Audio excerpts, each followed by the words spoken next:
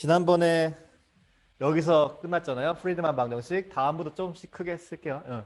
근데 이걸 어떻게 쓰는지 이제 설명을 드리기 위해서 예를 들어서 우리가 지금 우주론에서 잘 쓰고 있는 람다 콜드 다크 매터에서 얘네를 어떻게 쓸 수 있는지 말씀을 드릴게요. 일단 허블 상수랑 커버처, 스케일 팩터, 그러니까 척도인자, 허블 상수 얘네들은 다 우주 전체에 대해 동일하잖아요. 근데 이 오른쪽에 있는 로, 이게 덴시티죠.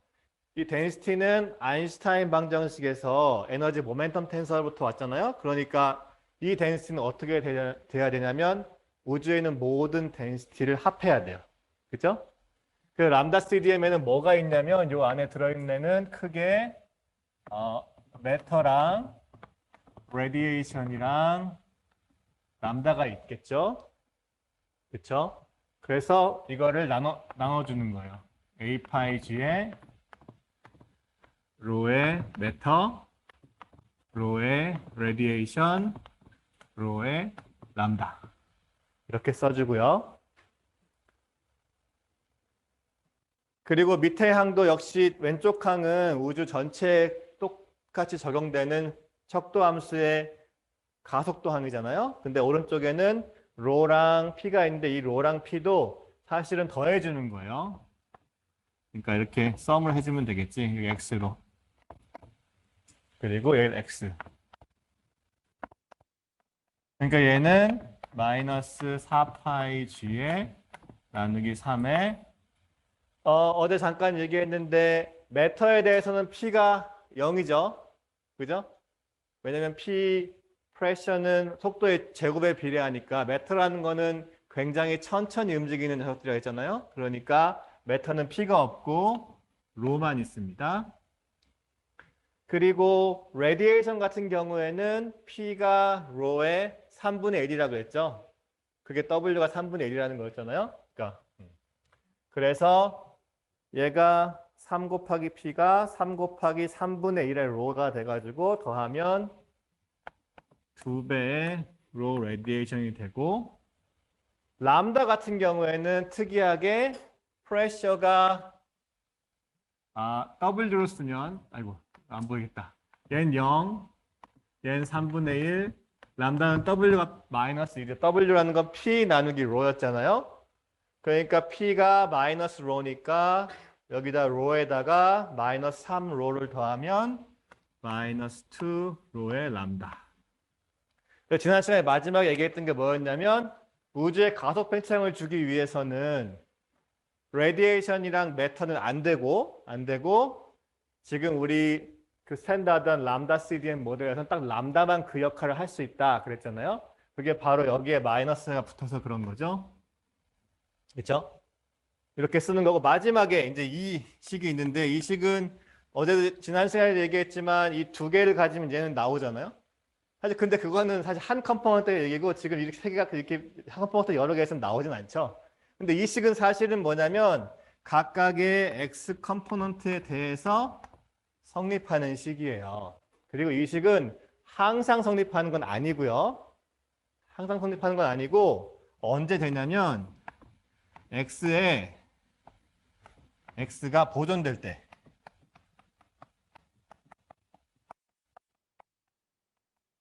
보존된다는 건 우리가 이 x 컴포넌트를 때려 부시거나 새로 만들지 않을 때 그때만 얘가 성립하는 식이에요. 그렇죠?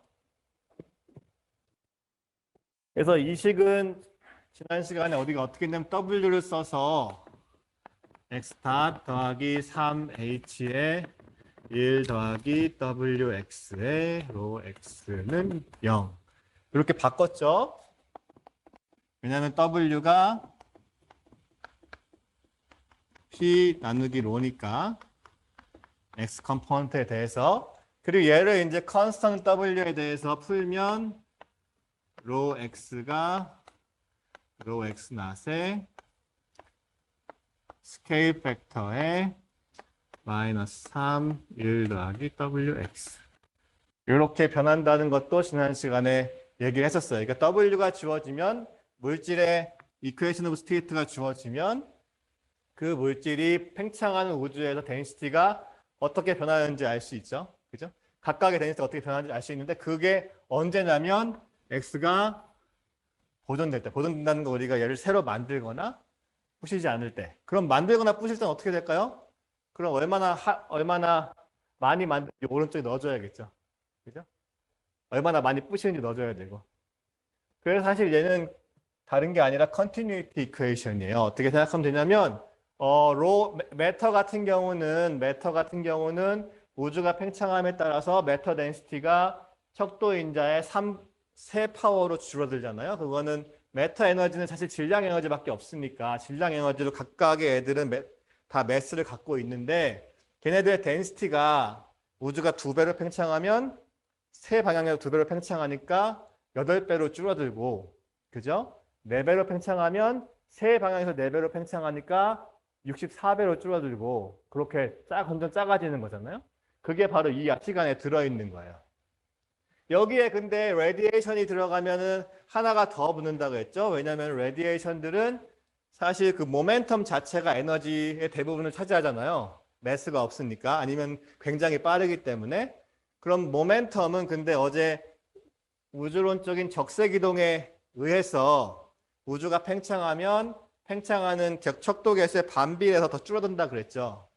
그러니까 레디에이션 같은 경우에는 넘버 덴시티가 줄어드는 거 그게 세 가지 파워가 있고 거기에 더해서 각각의 에너지가 또 척도인자의 비례로 줄어들기 때문에 파워가 4가 되는 거예요. 그죠?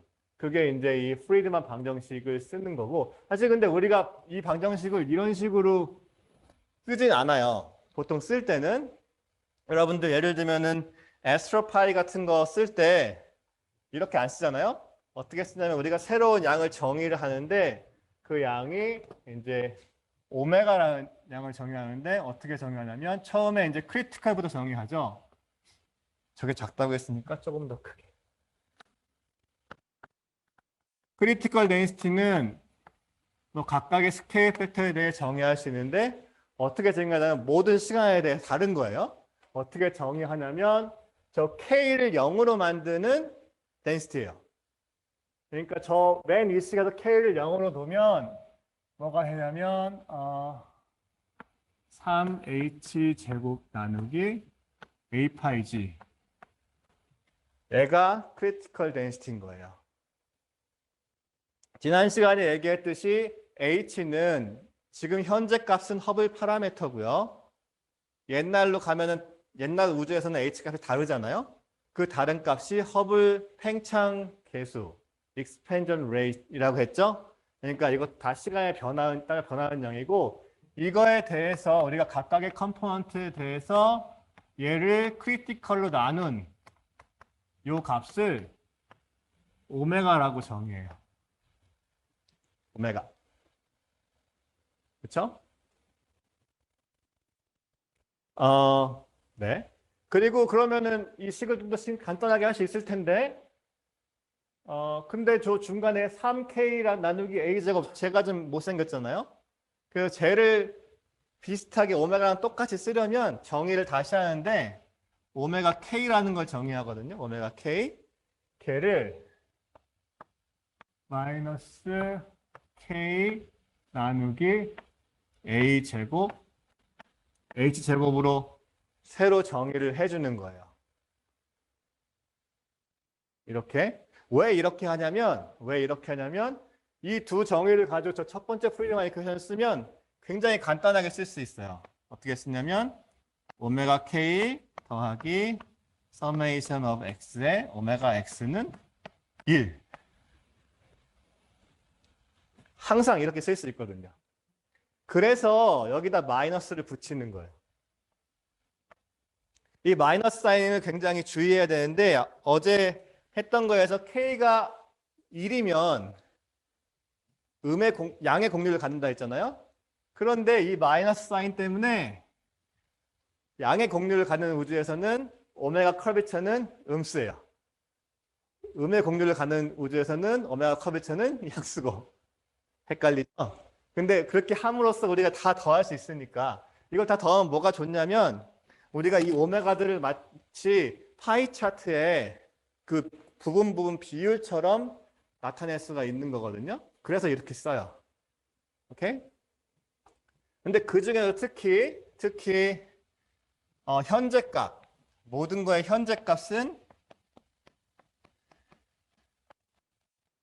뭘 붙여주냐면, 여러분들 레이텍 혹시 쓰시면 첨자 0을 붙이거든요. 0. 첨자 0을 붙이면 현재 값이, 예를 들면 오메가 K0 하면은 현재의 커버처 값이고, 오메가 메터 0 하면은 현재의 메터 값이고, 오메가 R0 하면 현재의 R 값이에요. 그리고 오메가 람다 0 하면 현재 람다 값이고. 그래서 이 값들을 정의하려면 지금 현재의 크리티컬 매스에 대한 비율이겠죠. 그러니까 마찬가지로 크리티컬도 현재의 값을 정의할 수가 있겠죠. 그거는 허블 상수의 세제곱이 제곱 나누기 a 파이 g로요. 이런 식으로. 그래서 우리가 이 값들을 잘 알고 있어요. 지금 스탠다드한 람다 CDM 모델에서는 얘는 0이고 오메가 메터는 대략 0.3쯤 되고요. 어떤 테이블을 보내에 따라 달라져요. 뭐 플랑크 2018년 페이퍼의 테이블의 뭐 첫 번째 컬럼에는 0.31, 두 번째 컬럼에 0.29 뭐 이렇게 나와 있었는데 대략 0.3이에요. 오메가 람다는 대략 0.7이고요. 오메가 레디에이션은 대략 8.5 곱하기 10의 마이너스 5승이에요. 이게 지금 우리 우주를 나타내는 density 파라미터예요. 어디서? 플랫 람다 CDM 모형에서.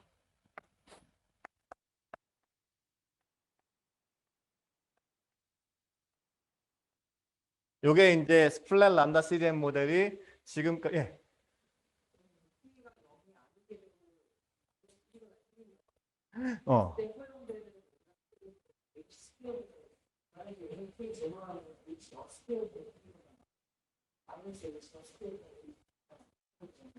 그러니까 오메가 K가 1이면 예. K 값은 사실 아까도 어제도 얘기했지만 K 값은 1, 0, 마이너스 셋 중에 하나거든요.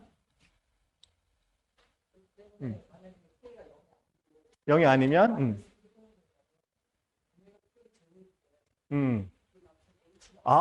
오메가 K가 제로라는 건 K가 0이라는 얘기야. 그게 아니고.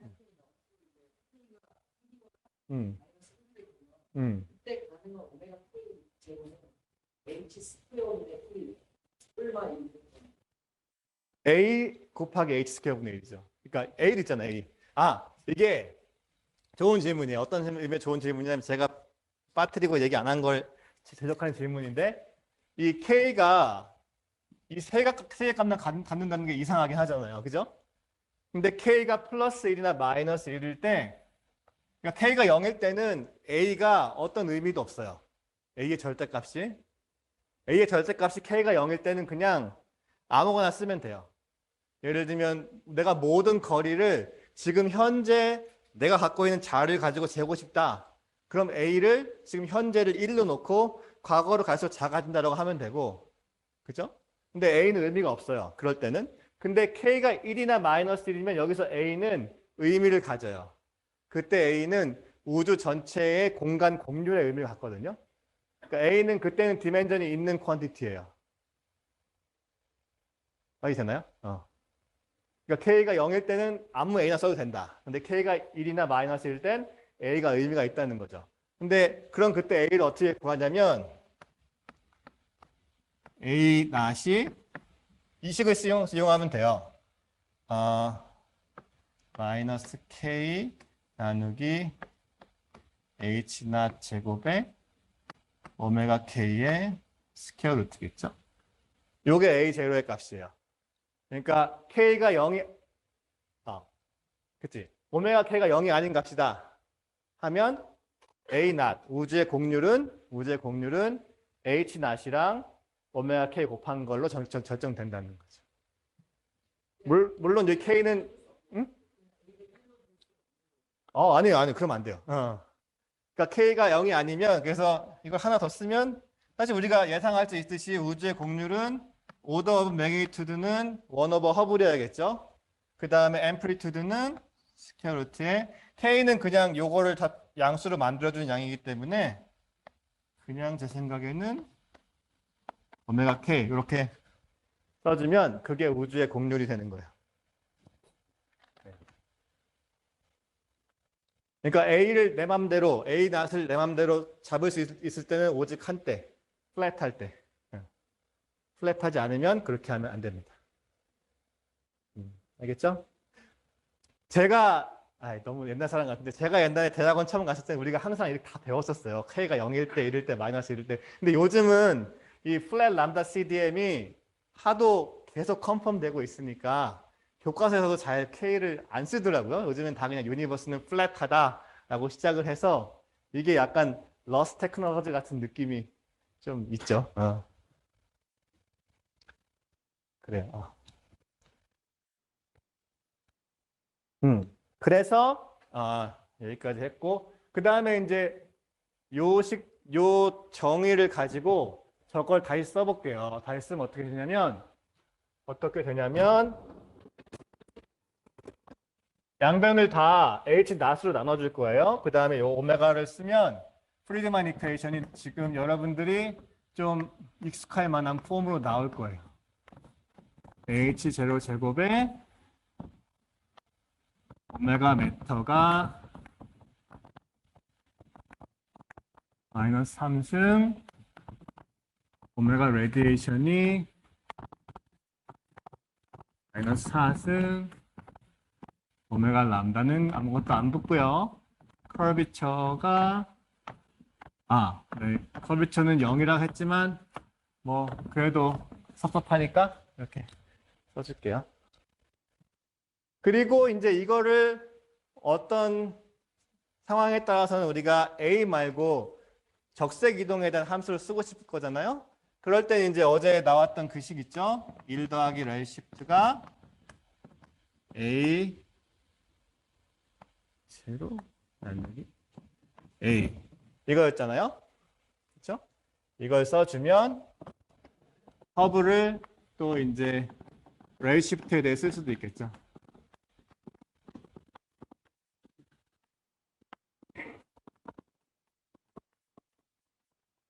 요게 아마 여러분들이 그 에스트로파이 가지고 그리면 걔네가 쓰는 식들일 거예요. 네. 이게 허블 상수가 그러니까 허블 익스펜전 레이시 시간에 따라서 우주가 팽창함에 따라 어떻게 변하는가 하는 거죠. 여기에 사실 어제 오늘 배운 것들이 다 들어있어요. 그죠? 매터는 3승에 비례해서 작아지고 다일루트되고 덴시티니까 레디에이션은 4승 람다는 컨스턴트고 곡률은 어때요? 곡률이라는 건 사실 여러분들 기하학 시간에 배우면 알겠지만 곡률이라는 건 뭐냐면 이게 곡률 정의되는 건 항상 어떤 면에서 정의되거든요. 면에서 면이라는 건 두 개 방향이 있잖아요. 그래서 곡률 그 면을 한 점이 있을 때 걔를 막 잘라요. 여러 방향으로 잘랐을 때 가장 곡률이 큰 거, 그러니까 가장 브로드한 거랑 가장 내로한 거랑 가장 브로드한 거 그거를 이제 프린시플 엑시스라고 하거든요. 그 두 개를 곱한 게 그 가우스 커비처라고 그 커비처는 사실 그래서 거리의 제곱에 비례하는 항이에요. 항상 곡률의 제곱에 비례하니까 그래서 커비처는 우주가 척도 함수가 2배가 되면 4배로 줄어들고 이렇게 그렇게 되는 게 커비처라서 이 식들이 이제 이게 프리드만 방정식입니다. 그죠? 이거는 뭐 많이들 배우셨을 테니까. 그럼 이제 이 숫자들이 어떤 의미를 갖는지 생각해 볼까요?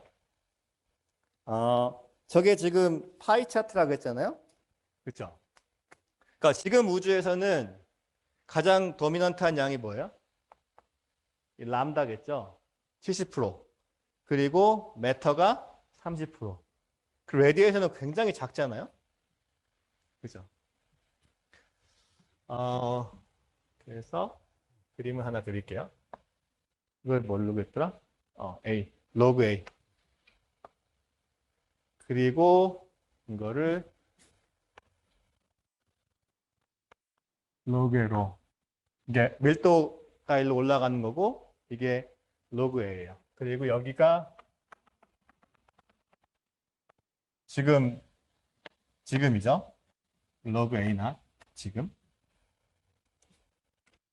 가장 그리기 쉬운 거는 로 람다겠죠? 왜 그래요? 람다는 일정하니까. 이렇게 그리면 돼요. 0.7. 로 람다가 뭐 사실 0.7이 지금 0.7이라는 얘기지. 이렇게. 그리고 그 다음에 제가 메터를 그릴게요. 로 메터는 어떻게 됐냐면 파란색으로 그려야지. 얘는 로예요, 지금 로. 오메가가 아니라 로 람다. 메터는 시작점이 0.7보다 반쯤 돼야겠죠? 그죠? 0.3. 그 다음에 슬롭이 이렇게 올라가야 돼요. 그죠? 이렇게. 제가 아무런 표시를 안 했으니까 그냥 우길게요. 이게 로 메터고 A의 마이너스 3승에 비례하는. 그렇죠? 그러니까 우주의 옛날도 돌아가면 갈수록 람다가 각 암흑 에너지 람다는 그 중요성이 더 점점 줄어들죠. 메터에 비해서. 그죠? 이제 그 다음에 그릴 게 뭐야? 레디에이션이죠? 레디에이션은 지금 굉장히 없어요. 10의 마이너스 5승이니까. 그러면 저 밑에서 시작해야 돼요. 로그니까 내가 그냥 아무것도 안 썼으니까 여기로 할게요. 그런데 3승보다는 더 빠르게 증가해야 될 거 아니에요. 그죠? 그래서 4승. 내 마음대로 이렇게 그리면 되겠죠?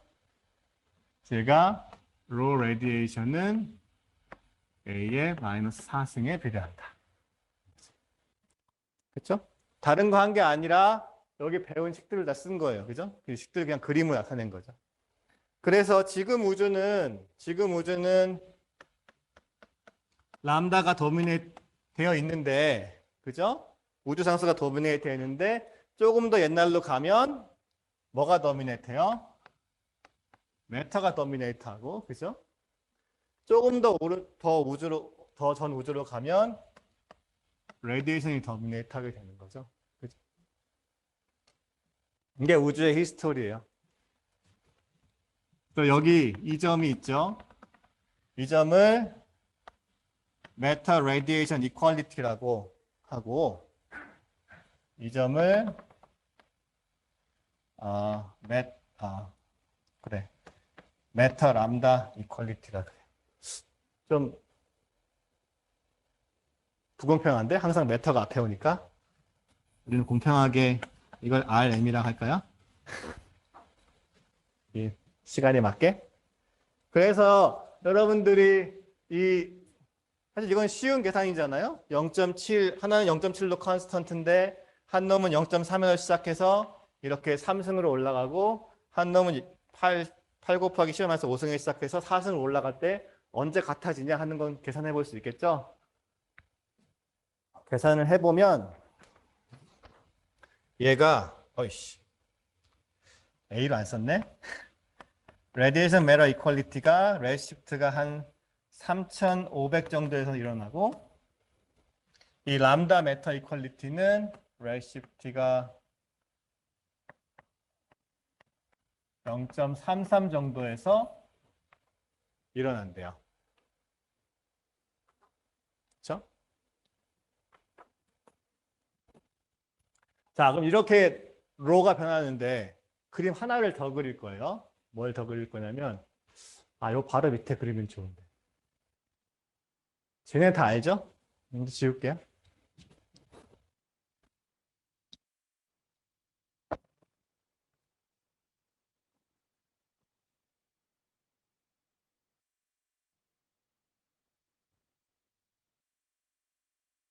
이때마다 우리가 오메가를 구하려고 하면 오메가는 뭐라고 했어요? 다 더해서 1이 된다고 했잖아요. 오메가들은 다 더해서 1이 되고 오메가를 구하려면 h제곱을 구해야 되는데 h제곱들은 다 저 녀석들의 합이잖아요. 그래서 똑같은 데다가 제가 오메가를 그릴 거예요.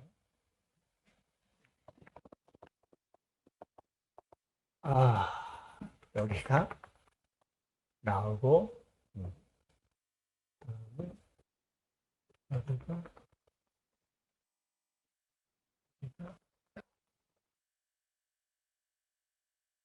그리고 중요한 게 그러니까 1.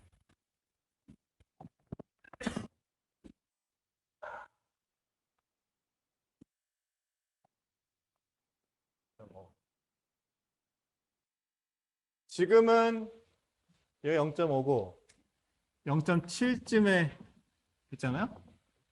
람다가. 그죠? 그리고 여기서는 잠깐 0.5여야 되니까 이렇게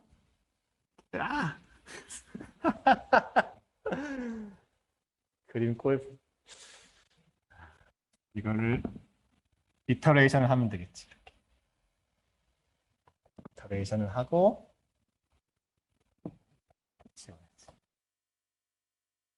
이 정도로 오메가 람다가 되고 오메가 메터는 지금은 0.3 정도인데 내가 너무 얘를 이렇게 그렸구나. 이렇게 그림을 잘 못 그리죠? 근데 이 정도면 나쁘진 않네.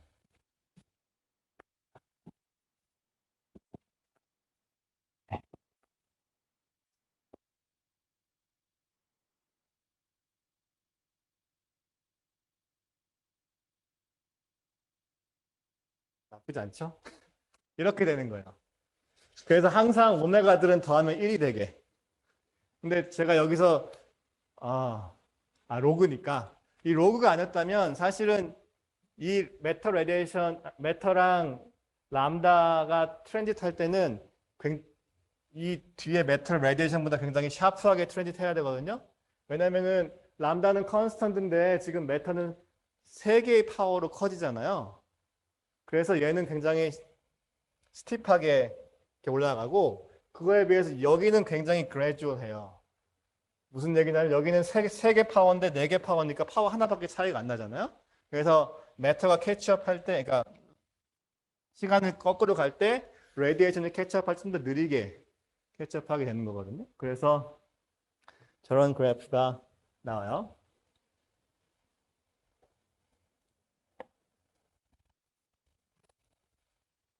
경험상 이걸 의외로 잘 헷갈려하는 학생들이 많더라고요. 메터 도미네이션, 람다 도미네이션. 자, 그럼 요 세 가지 도미네이션이라는 게 뭐가 좋냐면 도미네이션 할 때는 우리가 얘가 팽창이 어떻게 될지 알고 있거든요. 왜냐면 레디에이션 도미네이션 같은 거 보면은 프리드만 이퀘이션에서 다른 걸 쓸 건 없고 지금 플랫하니까 3h 제곱이 a 파이 g의 로 레디에이션이잖아요. 그죠? 레디에이션만 도미넌트 하니까 딴 건 필요 없을 거 아니야. 근데 h는 a 닷 over a잖아요. 그래서 얘는 t의 마이너스 2승에 비례하겠죠. h가 1 over t니까. 그죠? 그 right hand side는 radiation이니까 a의 마이너스 4승에 비례하잖아요. 그래서 radiation dominant 때는 expansion law가 a가 t의 2분의 1이에요. 그죠? 사실 제대로 하려면은 미분방식을 풀어야 되는데 그럴 필요 없게 답을 알고 있으니까 메타 도미네이션일 때는 역시 h제곱이 메터에 비례하니까 t의 마이너스 2승이 t의 마이너스 3승 t의 마이너스 2승이 a의 마이너스 3승에 비례해서 A가 T의 2분의 3승에 비례하는 거고요. 람다 도미네이트는 좀 달라요. 왜냐면은 H제곱이 람다에 비례하는데 얘는 컨스턴트잖아요. 그쵸? 근데 H제곱은 뭐냐면 A, 1 over A의 dA dt인데 사실은 이게 d log A의 dt거든요. 그쵸? d log A의 dt가 컨스턴트니까 이때는 이가 exponentially 증가해요. 그래서 이 세 개를 람다 도미네이트였다가 메타 도미네이트였다가 람다 도미네이트 한번 붙여볼 수 있겠죠. 그죠? 붙여보면 우리가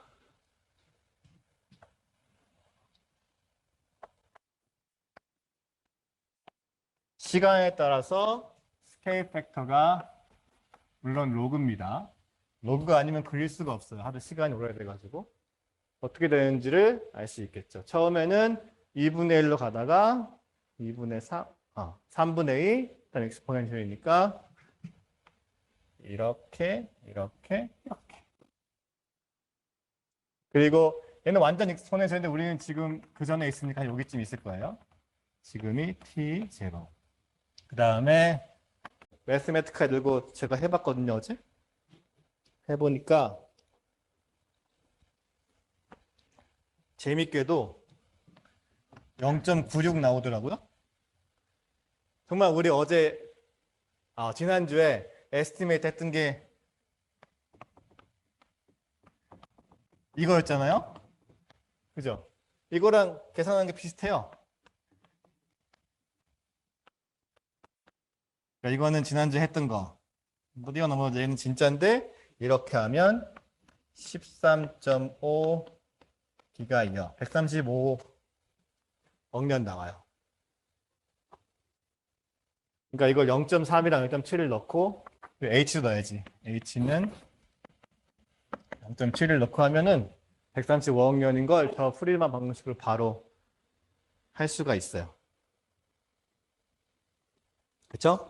그게 이제 우주의 나이고 그 다음에 우리가 은하를 관측하잖아요. 은하를 관측을 하는데 그러면은 관측한 은하에서 우리가 알 수 있는 건 뭐가 있냐면 그 원래의 스펙트럼으로부터 얼마나 쉬프트가 됐는지 레일 쉬프트를 잴 수가 있잖아요. 그죠? 그럼 그 젠 레일 쉬프트가 사실은 그 은하에 대해서 어떤 정보를 알려주냐면 이 은하가 그 빛이 언제부터 왔는지를 알려주거든요. 왜 그럴까요?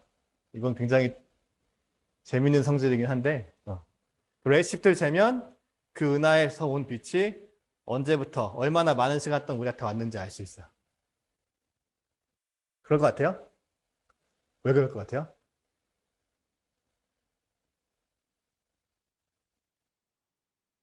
레드시프트라는 거는 어딨지? 스케일 팩터의 B니까 그 우리 우주가 얼마나 조그만 때부터 걔가 빛이 여기까지 왔냐는 거잖아요. 그죠? 그러면 그때부터 여기까지 빛이 열심히 달려오는데 빛은 항상 속도가 얼마예요?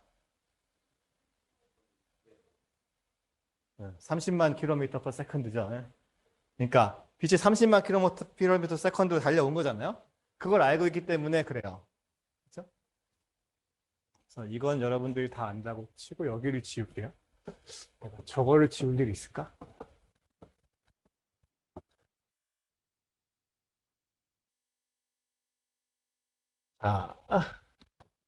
이거는 계속 둘 거예요.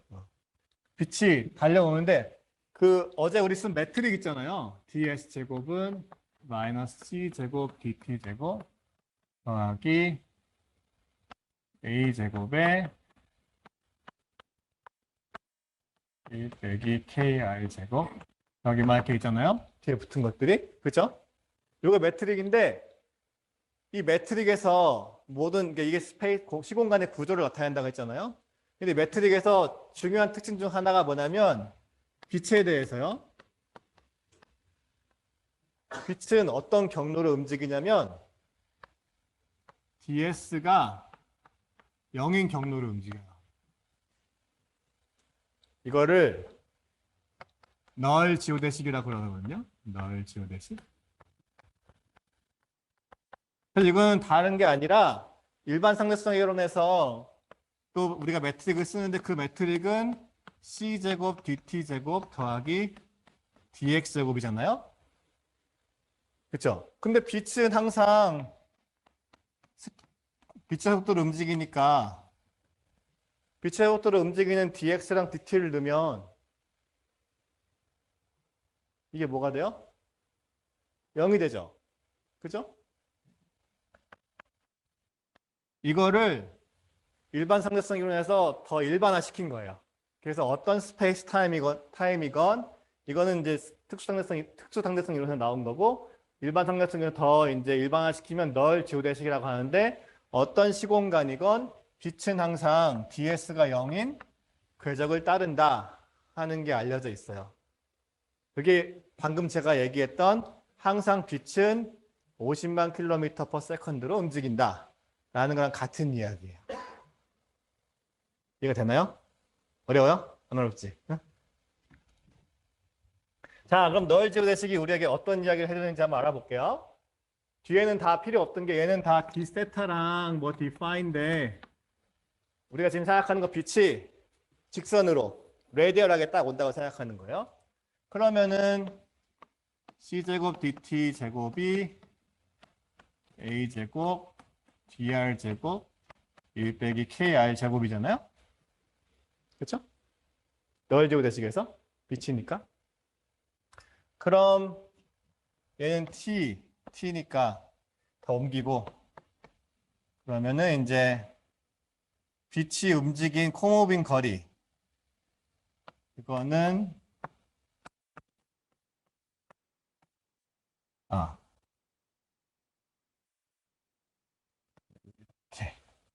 얘를 적분하면은 그 갤럭시의 코오디네이트 r부터 0까지 얘를 적분하면은 되는데 그죠? 그럼 이게 코모빙 거리일 거 아니에요?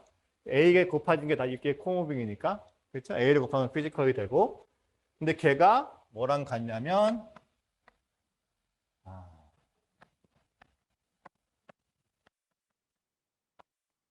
빛이 에미션에서 나우까지 은하를 출발했을 때부터 지금까지 빛이 지나온 이 시간 적분을 하면 이게 은하가 있는 위치까지의 코무빙 거리랑 같아지겠죠.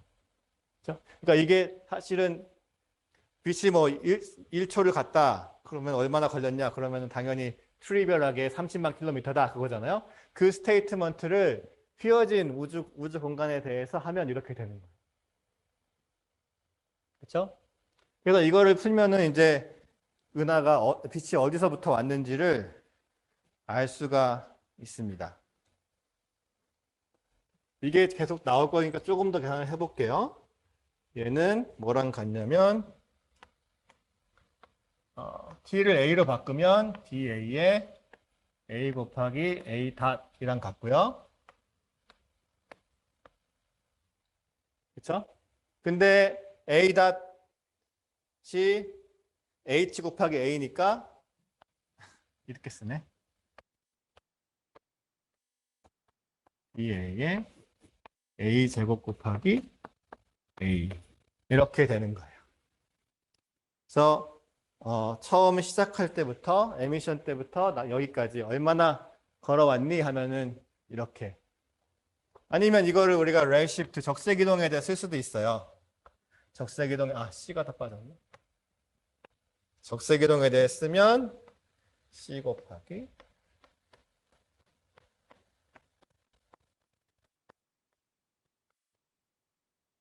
그래서 관측을 했잖아요. 관측을 하면 우리가 적색 이동을 알잖아요. 그렇죠?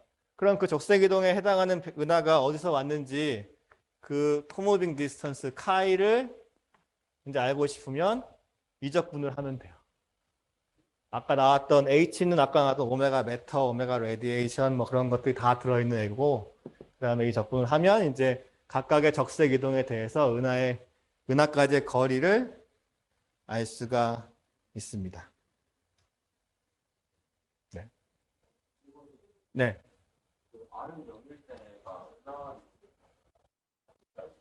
관측자. 네. 이걸 거꾸로 한 이유는 여기 얘를 이제 제곱을 꺾일 때 더하기 빼기가 있잖아요. 근데 시간이 갈수록 빛이 은하 쪽에서 우리한테 오니까 마이너스 사인을 택해서 그렇게 적분 구간이 이게 관측자 은하 바뀌어 있잖아요. 그 이유가 저 스퀘어 꺾일 때 제가 마이너스 사인을 택해서 그래요. 오케이. 여기서 한 가지 얘기를 더 해야 되는데 그래서 이거를 이제 코무빙 디스턴스라고 우리가 카이라고 부르기로 해요. 카이는 새로운 코오디네이트예요. 카이. 얘를 카이라고 부르면 좋은 점이 뭐냐면 나중에 이제 이 매트릭을 다시 쓸 수가 있어요. 어떻게 다시 쓰냐면 얘가 통째로 카이니까 c제곱 dt제곱 더하기 a제곱 t의 d카이 제곱으로 바뀌죠. 근데 그 대신 옛날엔 여기 r제곱이 곱해져 있었는데 그 r제곱이 이제 좀 괴로워지는 거죠. r의 k에 따라 다른데 이게 카이의 함수인. 그 다음에 이제 d 세타 제곱에 d 파이 제곱. 이런 식으로 바뀌게 돼요. 그럼 이 r은 뭐냐면 이 적분을 해야 돼. 이 적분하는 게 그렇게 어렵진 않아요. 그래서 이 적분을 해보면 뭐가 되냐면요. 제가 적어 드릴게요. 얘는 뭐냐면 k가 1일 때는 sin r. r이지. r이 sin 카이. k가 0이면 그냥 카이. k가 마이너스 1이면 sin 하이퍼블릭 카이인. 그러니까 r이 k랑 카이가 주어지면 r이 주어지죠. 그죠? 이렇게 매트릭을 다시 쓸 수도 있어요. 이걸 쓴 이유가 뭐냐면 여기서 중요한 거리 컨셉이 하나 나오는데 이 거리 컨셉을 앵귤러 다이아메터 디스턴스라고 해요.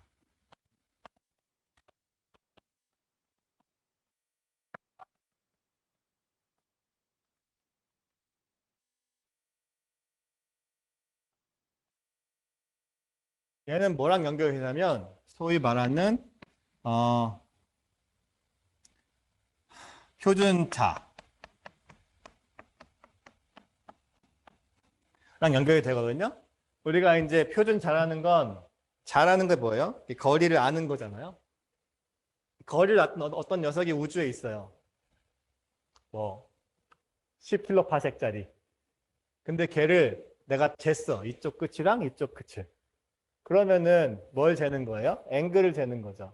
그죠? 근데 앵글을 재고 그 녀석의 거리를 원래 사이즈를 알면 그 두 개를 통해서 거리를 알 수 있을 거 아니에요? 그죠? 그래서 앵글이 사이즈 나누기 거리잖아요. 한글로 썼다가 영어로 썼다가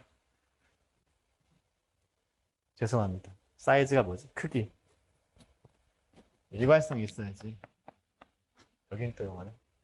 그래서 이걸 가지고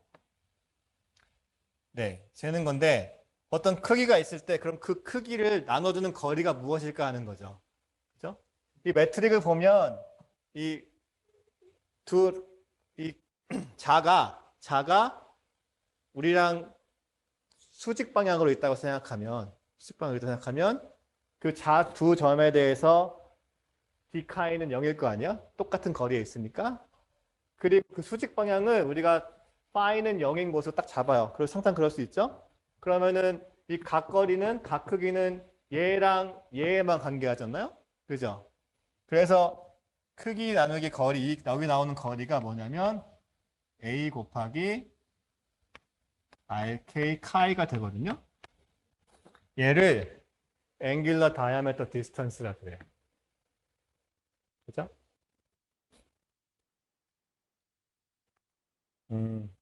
네. 왜 얘기하냐면 이따가 이게 또 나올 거거든요. 그래서 얘기를 하는 거예요. 아, 근데 뭐 사실 우리 우주는 플랫하니까 그냥 심플하게 a 곱하기 카이 이렇게 써도 되겠죠? 플랫한 데서는.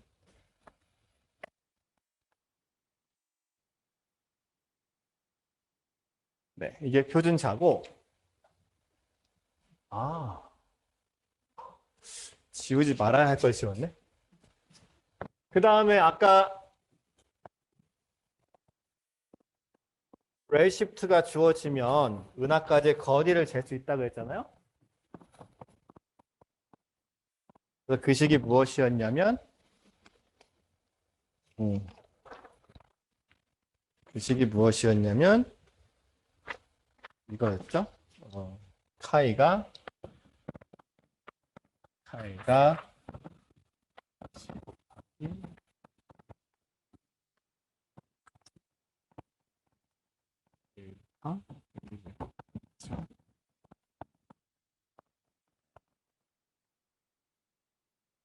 레시피까지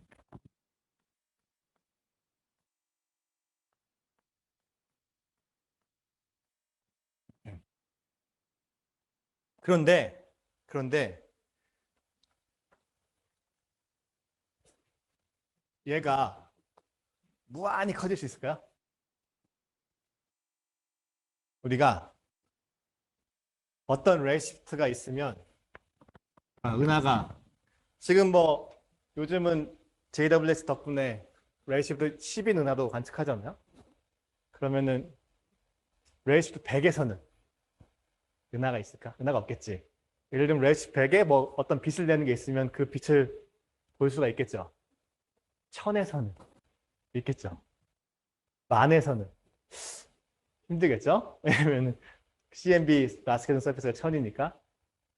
하지만 생각해 볼 수 있을 거 아니에요. 어떤 그때 뭐가 나온다면 뭐 빛이든지 뉴트론이든지 중력파든지 걔네들을 볼 수 있을 거 아니에요. 그럼 이 거리가 점점 커질 거 아니에요. 항상 적분이니까. 그렇죠? 적분이 항상 커져요. 항상 커지는데 무한정 커지진 않거든요. 무한정 커지진 않고 예를 들면 얘가 이렇게 해보자. 이렇게 쓰고 일단 카이가 레시프트가 인피니트로 갈 때 점근하는 어떤 값이 있어요. 어떤 값. 이 값을 뭐라고 하는지 알아요?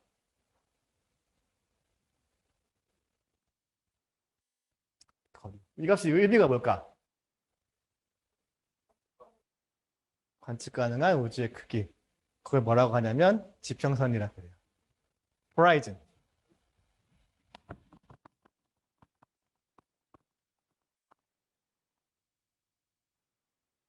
호라이즌이 왜 있냐면 빅뱅이 있기 때문에 있어요.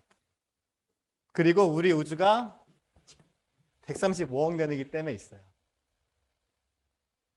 아무리 어드밴스한 테크놀로지 갖고 있어도 135억 년 이전에 온 빛은 우리가 못 보잖아요. 그렇죠? 뭐가 있었을까도 모르겠지만 그래서 그걸 우리가 호라이즌이라 그래요. 그 밖에는 우리가 못 보는 영역. 그렇죠? 그게 호라이즌인데 정말로 점근을 해요. 이 접근을 해보면 제가 당연히 해봤으니까 이런 얘기를 하겠죠. 그러면은 얘가 요 A0를 넘기고 코무빙 호라이즌이지. 그래서 코무빙 호라이즌이 코무빙이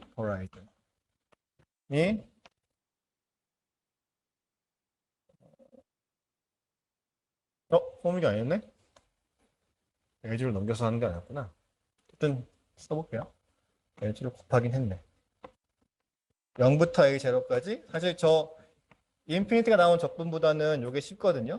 그래서 이 적분을 한 거예요. 그냥 요거. 여기다가 A0를 곱한 거예요. 그러면 3.26 나누기 H나. 그러면은 대충 14.2 기가파섹이 나와요. 그래서 우리 호라이즌 사이즈는 14.2 기가파섹이에요. 그러니까 이게 몇 파섹이야? 기가. 142억 파섹. 이죠. 142억 파섹이야. 어때요? 이거랑 비교해보면 13.5 기가이요. 142 기가파섹. 좀 이상하죠? 왠지 하나 더 쓸게요, 제가. 14.2 기가파섹은 46.3 라이트 이어입니다.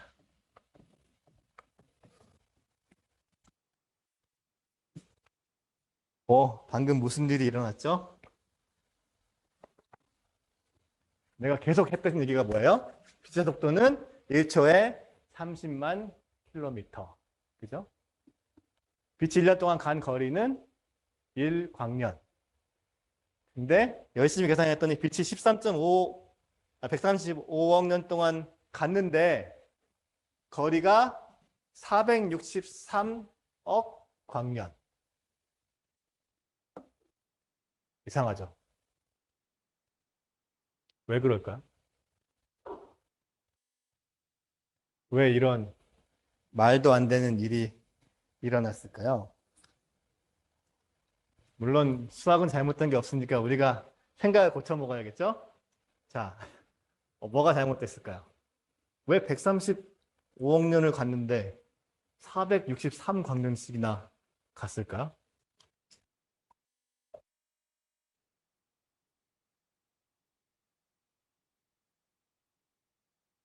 응? 음.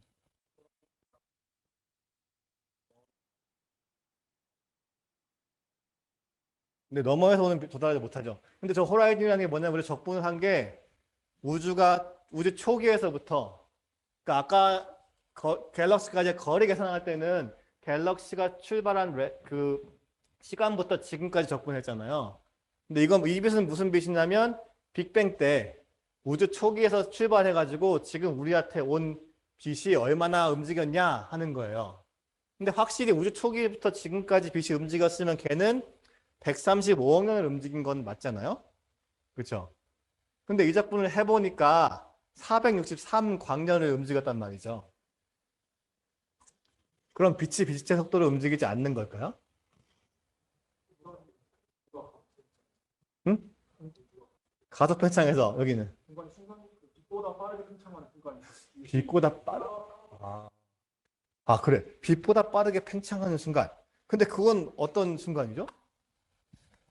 이상하잖아요. 공간이 팽창하는데 속도가 어떻게 정의될까요?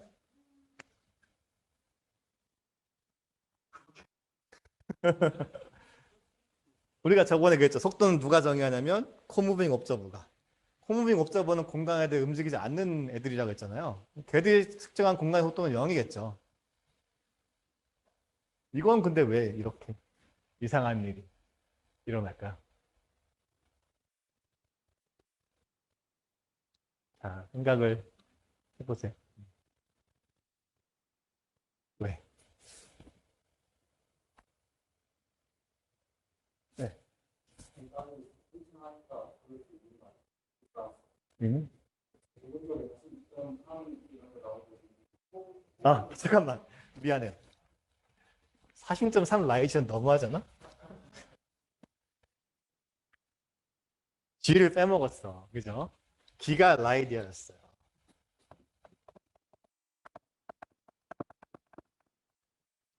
40.3 라이디어면 그거는 선생님이 사기를 치려고 한 겁니다. 네. 네. 코무빙 스퀘어 됐다. 아닌데요. 이거 피지컬입니다. A를 곱해가지고. 그러니까 여기서 지금 뭐 하는 거냐면 이게 여기까지가 코무빙이고 이 적분이 코무빙이고 A제를 곱하면은 그 코무빙 디스턴스를 지금 현재의 스케일 팩터로 곱해서 우리가 지금 쓰는 자로 측정을 한 거예요.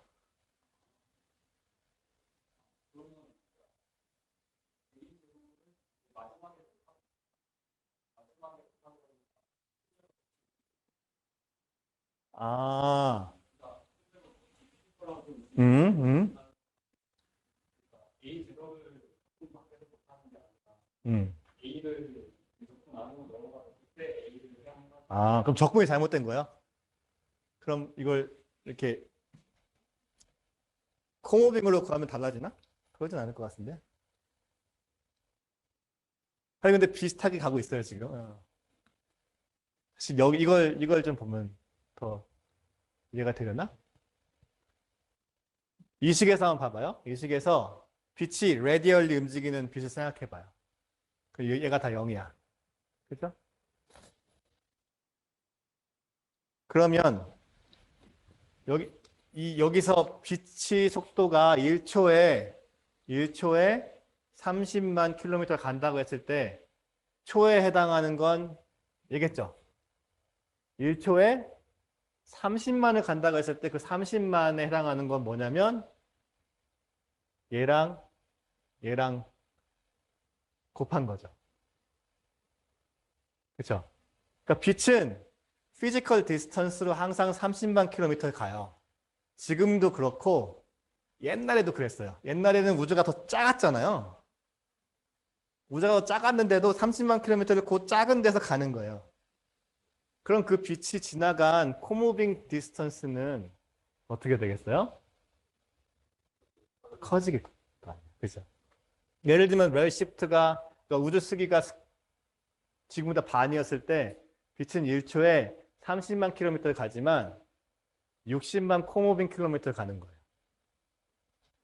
그렇죠? 요 식에서 이 C가 바로 1초에 30만 킬로미터니까 얘랑 이퀄 되는 게 A 곱하기 카이잖아요.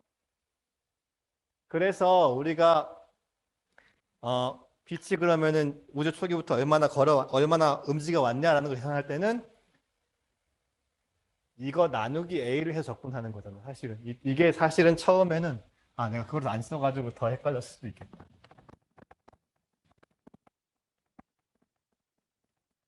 이거거든요. T 에미션부터 옵저베이션까지. 그죠? 그러니까 13.5 기가이어 곱하기 라이디어는 얘가 없으면 그게 되는 거고 옛날로 갈수록 빛이 피지컬리 움직인 거리에 따른 거기에 해당하는 코모빙 거리가 점 더 많아지니까 팽창한 우주에서는 항상 호라이즌 크기가 얘보다 크게 되죠. 그렇겠죠? 이게 사실은 지난주에 다 했어야 해요. 오늘도 다 못하고. 뭐 내년에 하죠 뭐. 그럼. 자, 알았죠? 호라이즌이 뭔지. 이게 지금 우리의 호라이즌이에요. 지금 우리가 볼 수 있는 거. 그럼 예를 들면 옛날로 돌아가 볼까요? 옛날. 지금 135억 년을 갔는데 463기가이었어요. 그럼 옛날로 돌아가면 호라이즌 사이즈는 내가 예를 들면 우리가 우주 크기가 반일 때 지금 살아있다고 해봐요. 호라이즌 크기는 지금보다 컸겠어요? 작았겠어요? 작았겠죠. 옛날로 돌아가면 점점 더 작아지겠죠. 호라이즌 크기가. 그죠? 그럼 각각의 시간에 대해서 빛이 빅뱅부터 그 시간까지 움직인 거리를 계산할 수 있을 거 아니에요? 그래서 각각의 시간에 따른 호라이즌 크기를 계산할 수 있어요. 예를 들면 레드시프트 1인, 적색이동 1인 은하가 보는 호라이즌. 그럼 우리보다 작을 거란 말이죠. 예를 들면 레드시프트가 적색이동이 1000일 때 있던 우주 배경 복사를 막 통과한 전자가 보는 호라이즌. 훨씬 더 작을 거 아니에요. 그죠? 그래서 호라이즌 크기는 우주 역사를 거슬러 올라가면 점점 더 작아져요. 그 얘기를 해볼게요.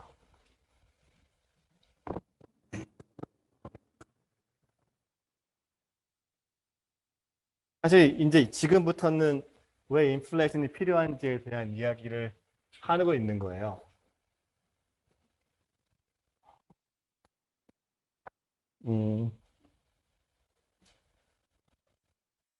자, 그러면은 우리가 호라이즌을 이 호라이즌의 이름이 있어요. 그냥 호라이즌이 아니라 이렇게 정의된 호라이즌을 파티클 호라이즌이라고 그래요.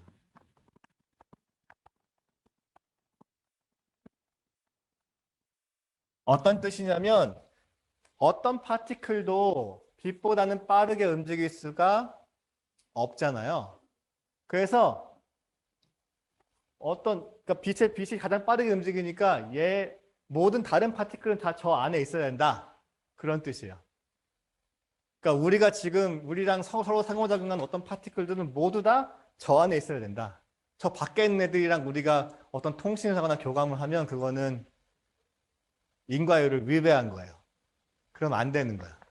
그래서 이 파티클 호라이즌 말고 호라이즌 하나 더 있어요. Mathematically well defined 호라이즌 하나 더 있는데 걔는 이벤트 호라이즌이라고 그래요.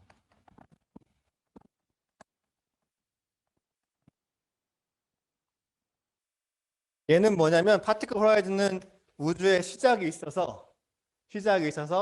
지금까지 우리랑 커뮤니케이트 할 수 있는 애들인데 이벤트 호라이즌은 언제 생기냐면 우주의 끝이 있으면 생겨요. 우주의 끝이 있으면 지금 우리가 요 바운더리 안에 있는 애들이랑은 얘기할 수 있는데 그 밖에 있는 애들이랑은 우주의 끝이 있어서 끝이 있다는 얘기는 좀 심오한 얘기인데 이거는 그러니까 얘기를 하면 길어지니까 그 끝이 있다고 해요. 그 끝이 있어서 요 바운더리 밖에 있는 애들이랑은 지금 이 상황에서 요 바운더리 밖에 있는 애들이랑은 우리가 커뮤니케이션을 우주가 끝날 때까지도 못하는 애들이 있는 거예요. 그럴 때 이벤트 호라이즌이라 그래요. 이벤트 호라이즌 사실 지금 우리한테도 있어요. 왜냐면은 우주 상수로 도미넌트한 우주에서는 이벤트 호라이즌이 존재하거든요. 그래서 계산을 해보면 대략 한 3.5 기가파섹 정도가 이벤트 호라이즌이에요. 나누기 h니까 5 기가파섹. 그러니까 지금 우리가 관측하는 은하 중에서 5 기가파섹 밖에 있는 애들은 걔들이 지금 무엇을 하고 있는지 우리는 알 방법이 없어요. 그러니까 암흑 에너지가 우주 상수인 한 방법이 없는 거예요. 그걸 이벤트 호라이즌이라고 그래요. 그러니까 이벤트 호라이즌 약간 단절 같은 느낌 있잖아요. 예를 들면 여러분들 이벤트 호라이즌 어디서 들어봤냐면 블랙홀에서 이벤트 호라이즌 있잖아요. 들어가면은 더 이상 알 길이 없는 거. 그거랑 똑같은 맥락이에요. 네. 그러면 파티클 호라이즌은 시작부터 지금까지 커뮤니케이션이 가능했던 거를 이야기하는 거고 이벤트 호라이즌은 앞으로 커뮤니케이션이 안 되는 거고. 네, 그렇죠. 맞습니다. 안치가 된다는 거예요. 이거는 수학적으로 정의된 양이에요. 그래서 사실은 저거를 알려면, 그러니까 지금부터 미래까지의 히스토리를 다 알아야겠죠. 그죠? 하지만 근데 좀 이렇게 간단한 시스템에서는 저런 걸 정의할 수가 있거든요. 그래서 예를 들면 우리 우주가 백큐 에너지로 도미네된 어떤 우주다. 그럼 이벤트 라인이 딱 잘 정의가 돼요. 이거를 자세히 알고 싶은 분은 그 호킹이랑 앨리스가 쓴 Large Scale Structure of the Universe 그런 책이 있어요. 노란 책. 그런 책에 보면 펜노즈 다이어그램이라는 툴이 있거든요. 그 펜노즈 다이어그램이랑 연결이 되어 있어요. 상대론을 열심히 공부하고 싶으신 분들은 보시면 재밌을 거예요. 자, 그래서 이 피지컬 호라이즌인데 호라이즌. 파티클 호라이즌. 파티클 호라이즌. 각각의 스케일 팩터에 대해서 구할 수가 있어요. a 곱하기 a까지 dA 프라임. 요적분을 하면 되거든요. a 제곱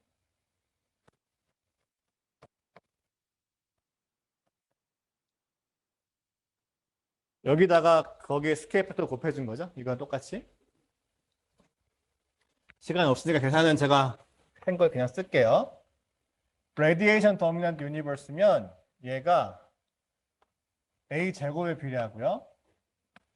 Matter Dominant Universe면 얘가 A의 3분의 2승에 비례하고요. 2분의 3. 2분의 3. 람다 도미네이트면 얘가 일정해요. 호라이즌 이렇게 생겼어요. 그래서 얘를 그려볼게요.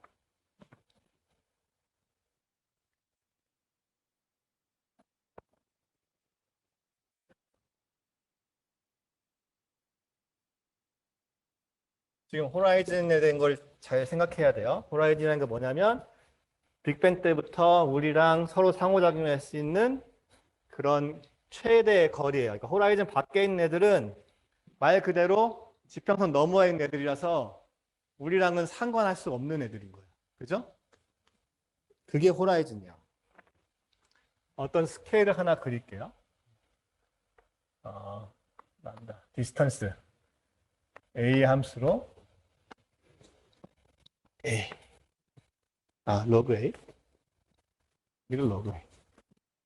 지금 14.2 기가파섹이 우리의 호라이즌이죠. 그 호라이즌이 우주 초기부터 걸어왔던 궤적이에요. 얘는 지금 14.2 기가파섹인데 걔가 이제 우주 초기부터 우주 척도인자에서 컸을 거 아니에요. 계속. 그죠? 그거고 이게 지금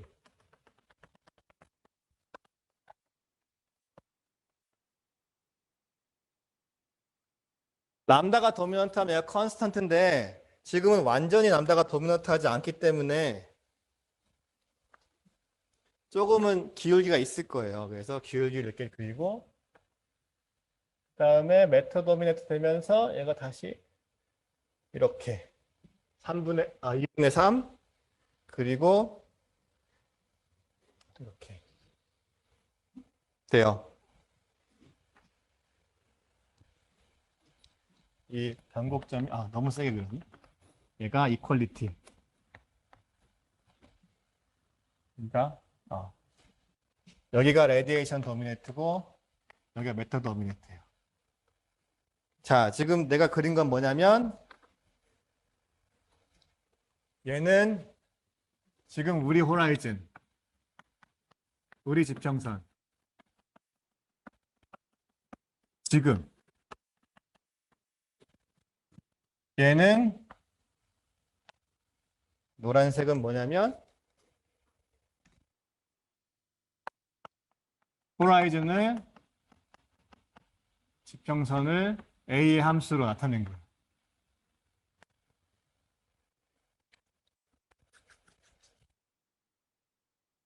자, 뭐냐면 이 그림은 딱 나타내 주는 게 뭐예요? 옛날로 갈수록 지평선 사이즈가 줄어든다고 아까 얘기했잖아요. 그죠? 뭐 레이시프트가 1이면 지금보다 지평선이 더 줄을 거 아니에요. 근데 그 주는 게 스케일 팩터보다 더 빨리 주잖아요. 그죠? 그래서 예를 들면 A 퀄리티에 있는 친구들은 요 사이즈 밑은 볼 수 없는 거예요. 그죠? 지평선이 작으니까. 근데 우리 지평선 안에는 걔는 다 들어오죠. 그러니까 우리는 걔네랑 다 얘기할 수 있는 거예요. 그러니까 우리는 걔네랑 다 얘기할 수 있는데 옛날에는 자기들끼리는 서로 모르던 친구들이라고요. 그죠? 이거랑 지금 우리가 관측하고 있는 사실이랑 굉장히 모순되는 점이 많아요. 뭐가 있을까요?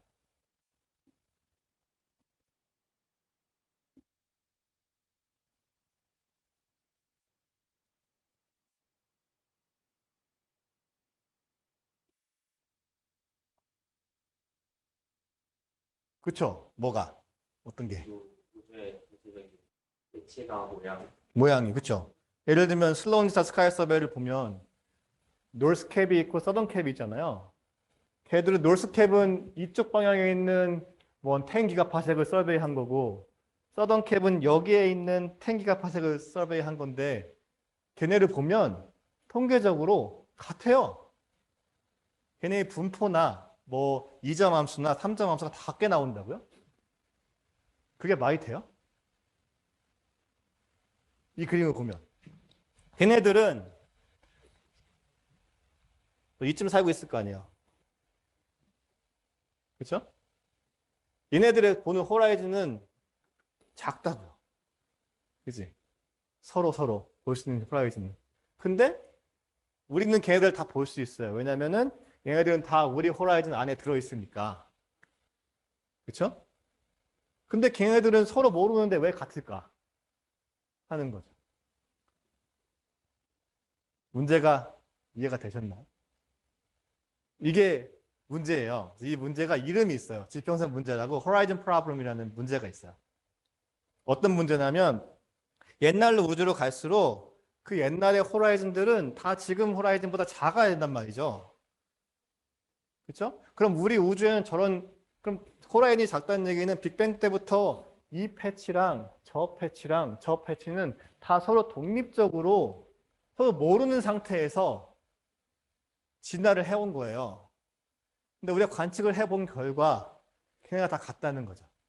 특히 슬로운 같은 거는 뭐 은하 관측이라고 볼 수 있지만 특히 우리가 이 문제는 더 멀리서 온 빛을 볼수록 더 심해져요. 왜냐하면 더 멀리서 온 빛일수록 호라이즌 사이가 더 작아지기 때문이죠. 그렇죠? 그래서 이걸 가장 잘 보여주는 예가 뭐겠어요? 가장 멀리서 온 빛 우리가 본 것 중에 CMB겠죠.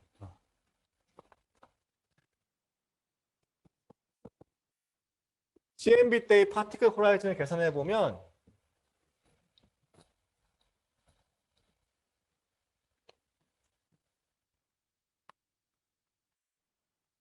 CMB가 레드시프트가 적색 이동이 한 1090 정도 되거든요. 얘가 CMB 때의 스케일 팩터에다가 똑같은 적분인데 그냥 다시 한번 쓸게요.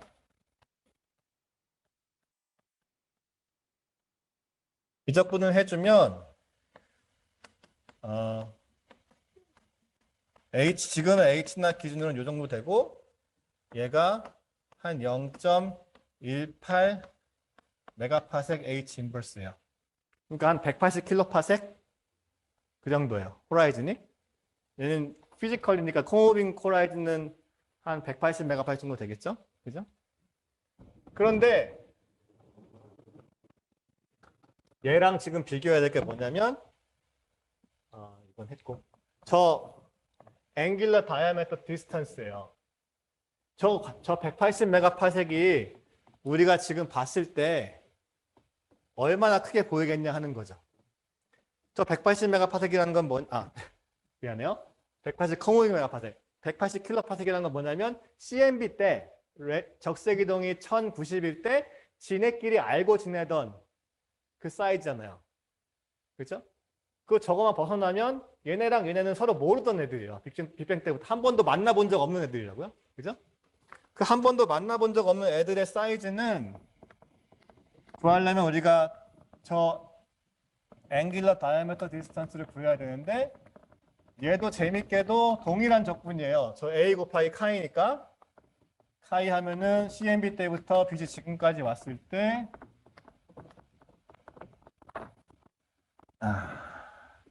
얘를 해보면 계산을 하면 일단 크죠? 87 메가파섹이래요. 거리가. 나눠주면 세타는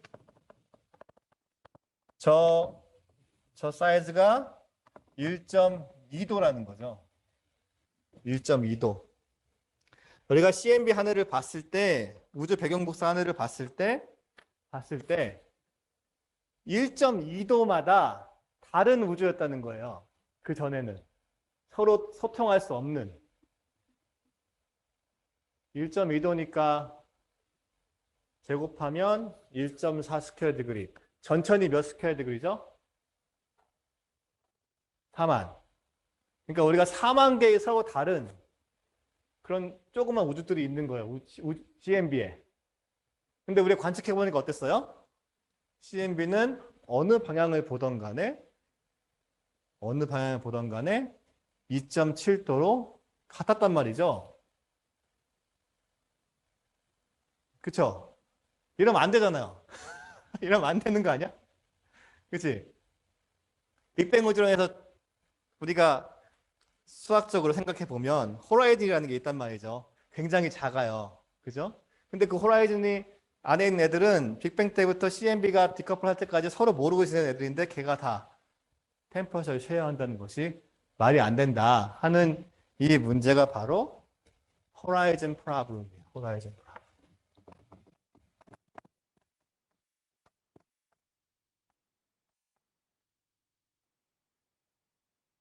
네. 응? 다시 한번. 응. 균일 등방하게 시작했다라고 해버리면 되는데, 근데 그러기엔 좀 찜찜하잖아요. 그러니까 균일 등방하다는 건 예를 들면 우리가 4만 개의 다 서로 다른 아기 우주가 있었는데 걔네들이 어떤 이유에선가 균일하다는 걸 보여야 되는 거잖아요. 근데 왜 균일한가 하는 거죠. 지금 물어보는 건 걔네들이 왜 균일한가. 그러니까 우주가 애초부터 균일했다라고 할 수도 있어요. 근데 그거보다는 조금 더 이제 우리가 더 만족할 만한 설명을 찾으려고 하는 거예요.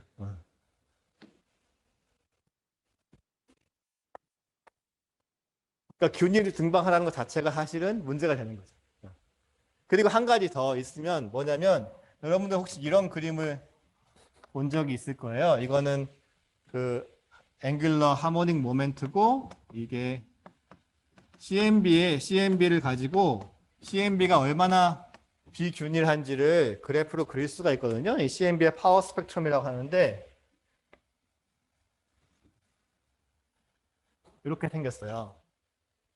근데 L이 작은 데는 뭐냐면 L이 작은 데는 굉장히 큰 앵귤러 스케일이에요. 예를 들면 L이 1이면 한 뭐 90도 정도 되는 스케일이거든요.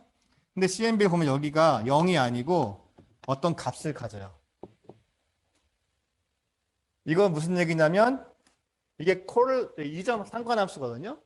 값을 가진다는 건 내가 어떤 랜덤한 한 점을 잡고 그 점에서부터 90도 떨어진 다른 점의 템퍼처 플럭처를 봤을 때 걔네들끼리 서로 연관관계가 있다는 거예요. 사실 그것도 여기선 말이 안 되거든요. 왜냐면 1.2도만 넘으면 걔네들은 서로 모르는 애들이라니까. 그죠? 그런데 걔네들이 모종의 상관관계를 갖고 있고 그리고 이런 특정한 곡선을 따른다 하는 거예요. 이것도 역시 호라이즌 프로블럼의 하나예요. 그럼 이제 문제는 얘를 어떻게 해결해야 되느냐 하는 거죠. 어떻게 해결해야 되느냐. 네, 여기서 이제 인플레이션이 등장하는데 이걸 해결하려고 너무 이상하니까 그죠? 보면은 문제가 뭐였냐면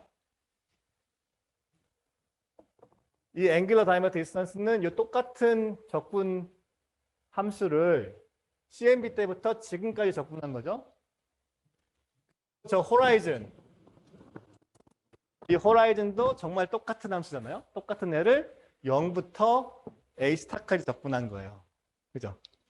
인플레이션 이걸 어떻게 푸냐면 어떻게 하겠어요? 이 얘 나누기 얘가 작다는 게 문제잖아요.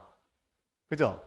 그럼 어떻게 하겠어? 근데 지금 CMB 때부터 지금까지 우주는 우리가 정말 잘 알고 있단 말이죠.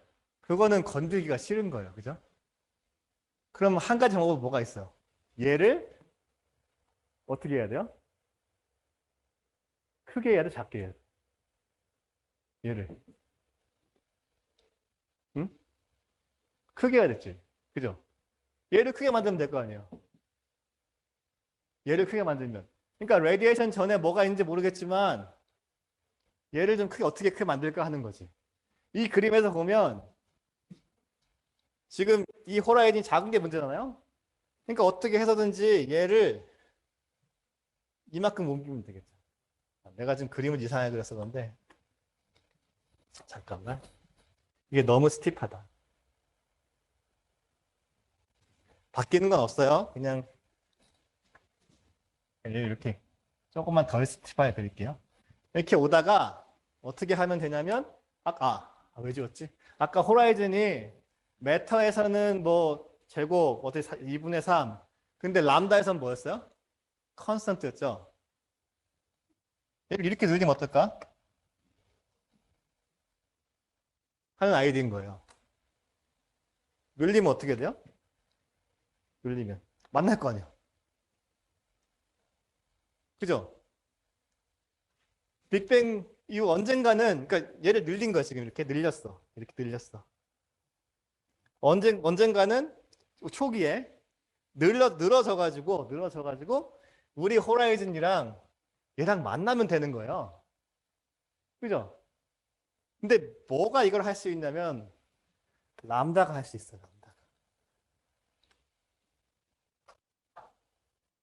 람다가. 물론 꼭 이게 플랫하진 않아도 되고 꼭 람다는 안 해도 돼요. 하지만 필요한 조건은 뭐냐면 조금 더 마일드한 조건으로 가면 지금 얘를 키우고 싶은 거잖아요. 키우고 싶은 거야. 그럼 어떻게 해야 되냐면 얘를 키우려면은 우주 초기에 어떤 일이 일어나서 얘를 이렇게 쓸게요. 컨벤셔널하게 이렇게 쓰니까 0부터 A 스타까지 보통은 이렇게 쓰거든요. 왜냐면 이렇게 쓰면 우리가 이 녀석을 해석하기가 쉬워져요. 이거를 코무빙 호라이즌이라 그러는데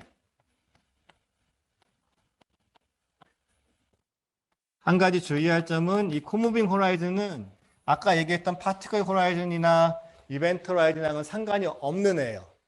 얘는 그냥 루즈하게 코스모스 그냥 부르는 거야. 코무빙 호라이즌하고 mathematically well defined 호라이즌이 아닙니다. 왜 부르냐면 1 나누기 허블 이게 뭐냐면 한 허블 타임 동안 우리가 갈 수 있는 거리 그죠? 그걸 A로 나눠주면 한 허블 타임 동안 우리가 갈 수 있는 코무빙 거리 그 정도 될 거 아니에요? 그래서 이거를 코무빙 호라이즌이라고 부르는 거예요. 근데 만약에 코무빙 호라이즌이 옛날로 갈수록 점점 더 컸는데 나중에 작아진다고 생각해봐요. 그죠? 그러면은 이 적분을 훨씬 크게 만들 수 있거든요. 그래서 조건이 뭐냐면 코무빙 호라이즌이 옛날에는 컸었는데 지금은 작아지는 거지. 얘가 시간에 따라 작아진다고 하면 이거 시간 미분에 AH가 1/A 다시니까 마이너스 A 더블 닷 나누기 A 닷 제곱이 돼서 얘가 0보다 작으려면 조건이 뭐가 돼야 된다면 0보다 작으려면 A 더블 닷이 0보다 커야 돼요. 이거랑 같은 얘기인데 이거는 딱 람다를 줬잖아요. 람다를 주지 말고 그냥 A 더블 닷이 0보다 크면 코무빙 호라이즌 사이즈가 점점 줄어들기 때문에 이 적분이 크게 돼서 이 문제를 해결할 수 있어요. 그리고 이 A 더블 닷이 0보다 크다 하는 이 조건이 사실은 우리가 얘기하는 우주론의 인플레이션이에요.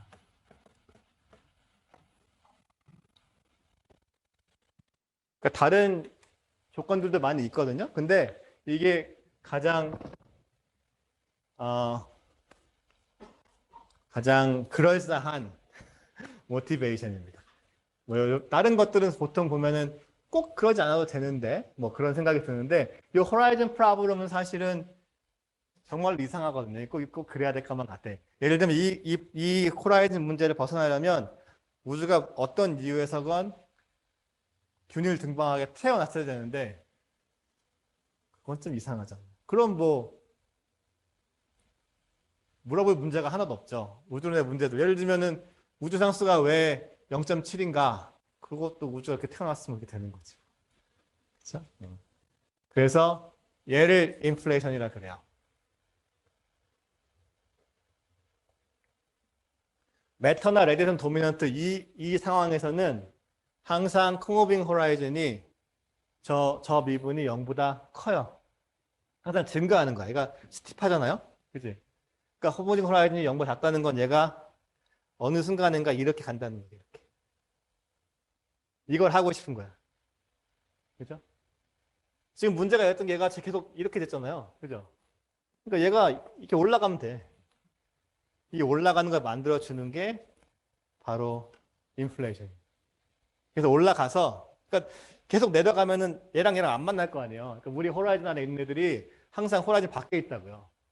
그러니까 호라이즌 안에 있는 애들을 안으로 늘리려면 얘를 이렇게 하건, 아니면 이렇게 하건, 이 올라가는 건 너무했고, 이렇게 해서 만나게 해야지, 언젠가는 얘랑.